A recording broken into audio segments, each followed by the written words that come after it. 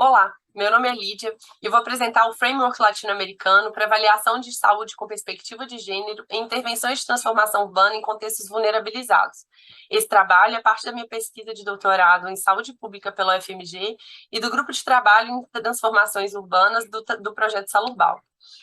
Primeiro, eu gostaria de convidar vocês a essa reflexão sobre como você se sente ao atravessar um beco escuro como esse, ou uma calçada esburacada, talvez carregando um bebê ou ajudando uma pessoa idosa, ou tomando um transporte público superlotado assim.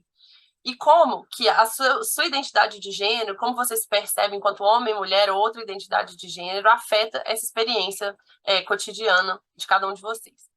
A saúde urbana é essa disciplina que avalia os efeitos do viver urbano na saúde a partir de uma ótica dos determinantes sociais.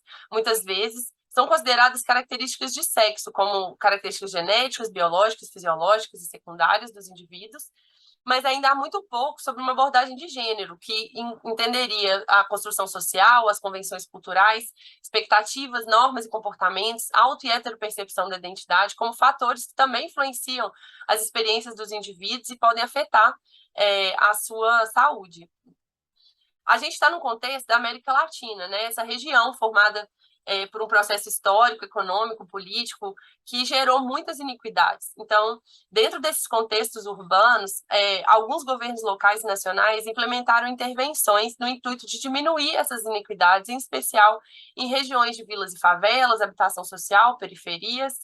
E a gente entende aqui nesse projeto essas intervenções como uma oportunidade de transformação desse espaço e de promoção de mais equidade, especialmente com uma ótica do gênero na nossa abordagem aqui.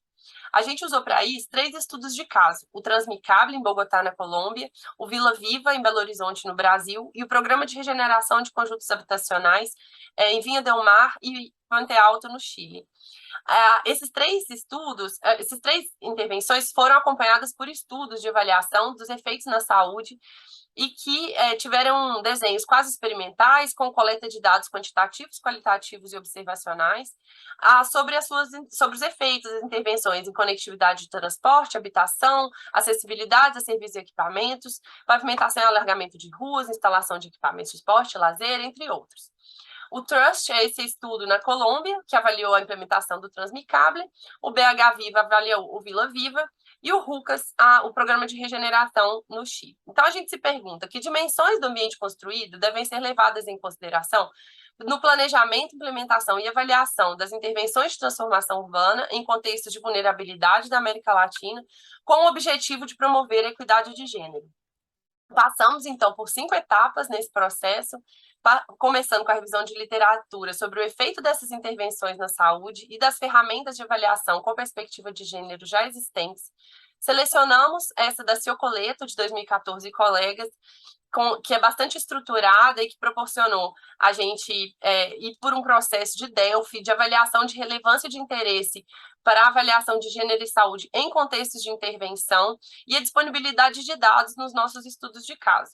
Chegamos, então, a esse framework que a gente propõe aqui, com 3 dimensões: a proximidade, a autonomia e a representatividade, em contextos de intervenção de transformação urbana, com uma perspectiva de vizinhança. Avaliamos, então, fizemos a triangulação dos dados qualitativos, quantitativos e observacionais com uma perspectiva de complementaridade, de forma a olhar da forma mais complexa possível para esses contextos. E chegamos, então, a alguns resultados por dimensão e por subdimensão, que eu vou compartilhar com vocês.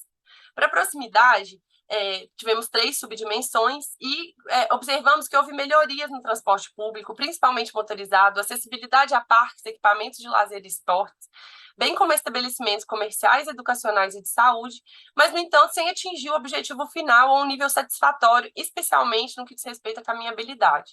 Para autonomia, tivemos 6 diferentes subdimensões, com a percepção, observando que a baixa percepção de segurança, principalmente pelas mulheres, à noite e para crianças. As intervenções tiveram alguns efeitos contraditórios também nessa dimensão.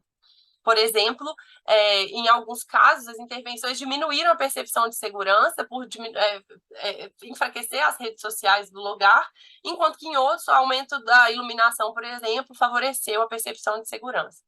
No quesito da representatividade, tivemos duas subdimensões, sendo que as intervenções também mostraram alguns efeitos contraditórios. No caso do trust, a satisfação com o bairro está ligada aos sentimentos de pertencimento e orgulho relacionado à estética e às representações simbólicas no território, opondo-se ao estigma anterior de morar na área. Enquanto que para o BH Viva, as intervenções tiveram efeitos positivos para alguns, mas negativos para outros, especialmente para pessoas que foram removidas nos contextos das intervenções. Tivemos, então, muitos desafios e alguns pontos fortes que eu ressalto aqui. A possibilidade de sintetizar observações sobre como incorporar a perspectiva de gênero no campo da saúde urbana e avaliação do espaço urbano, em especial para o desenho, implementação e avaliação dessas intervenções. Tiramos, então, algumas recomendações para políticas públicas. Na dimensão proximidade, priorizar distâncias caminháveis e boas condições do ambiente construído, facilitando diferentes rotinas diárias. Autonomia, promover um ambiente construído que preze pela percepção de segurança, tanto relacionada à violência quanto ao trânsito. E características importantes são iluminação pública, policiamento, compartilhamento do espaço entre comércio, habitação, convivência e favorecendo, assim, a visibilidade.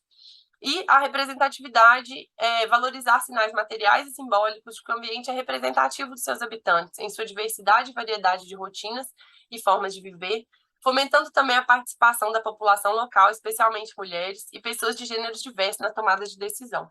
Muito obrigada, agradeço especialmente ao Projeto Salubal e ao Programa de Pós-Graduação em Saúde Pública da UFMG. Qualquer dúvida, por favor, entrar em contato.